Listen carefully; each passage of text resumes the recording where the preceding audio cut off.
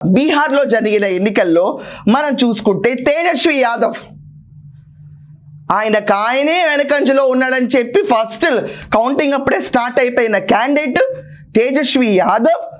లల్లూ ప్రసాద్ యాదవ్కి 7 కూతుళ్ళు ఉండగా తేజస్వి యాదవ్ వాళ్ళ సిస్టర్ రోహిణి ఆచార్యని పట్టుకొని ఆవిడ వాళ్ళ తండ్రికి కిడ్నీ ఇస్తే నీదొక మురికి కిడ్నీ, నువ్వు అసలు ఎందుకు ఇచ్చావు మా నాన్నకి, నువ్వు కిడ్నీ ఇచ్చింది డబ్బుల కోసం పొలిటికల్ పదవి కోసం ఆశించి కిడ్నీ ఇచ్చావు అని చెప్పి చెప్పు తీసుకొని కొట్టబోయారు సొంత సిస్టర్ పైన.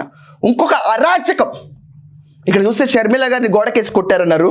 అక్కడ బీహార్లో చూస్తే మనకి ట్రైట్స్ బాగా కనిపిస్తాయి చూసారా. ఇక్కడ జగన్మోహన్ రెడ్డి గోడకేసి కొట్టారన్నారు, అమ్మని సిస్టర్ని కోర్టుకు లాగుతారు. బీహార్లో చెప్పు తీసుకు కొట్టబోయారు, అది కూడా ఎవరు, ఫ్రెండ్స్ ముందు, జగన్మోహన్ రెడ్డి పబ్లిక్ ముందు. చూసారా ఎలా ట్రైట్స్ కలుస్తున్నాయో. ఆవిడ చీనాకి దరిద్రపు సిచ్యువేషన్ ఏంటని చెప్పి ఇల్లు వదిలేసి పాట్నాలో వాళ్ళ నాన్నగారిని ఇచ్చి ఢిల్లీ వెళ్ళిపోయి ఉన్నారు. ఆవిడ సింగపూర్లో ఉండేవాళ్ళు, కానీ వాళ్ళ ఫాదర్ సిక్ అయినప్పుడు ఆయన కిడ్నీ కావాలంటే వచ్చి కూడా కిడ్నీ డొనేట్ చేశారు. కానీ అదే ఆవిడ్ని ఎలక్షన్ ఓడిపోయిన మరుసటి రోజు కూర్చుని ఈ పర్టికులర్ తేజస్వి యాదవ్ నీది ఒక మురికి కిడ్నీ నువ్వు ఎందుకు ఇచ్చావు అని చెప్పి అవమానించారు, వాళ్ళ స్నేహితులతో అవమానించారు.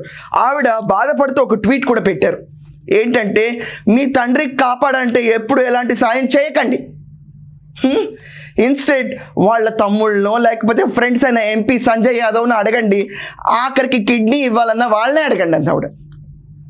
అండ్ ఆవిడ ఇంకో మాట కూడా అన్నారు, మా హస్బెండ్ పర్మిషన్ లేకుండా, నా ముగ్గురు పిల్లల పర్మిషన్ లేకుండా, మా అత్తమ్మ వాళ్ళ పర్మిషన్ లేకుండా నేను మా నాన్న ఆరోగ్యం కోసం వచ్చి కిడ్నీ ఇస్తే చివరికి నాది ఒక మురికి కిడ్నీ, నేను డబ్బుల కోసం సీట్ల కోసం ఆశించి పనిచేశానని నా పైన చెప్పెత్తి కొట్టబోయారు, అది కూడా స్నేహితుల ముందని ఆవిడ చాలా ఎమోషనల్ ట్వీట్ చేసి లల్లూ ప్రసాద్ యాదవ్ పాట్నా ఇంటి నుంచి బయటకు వచ్చేసారు.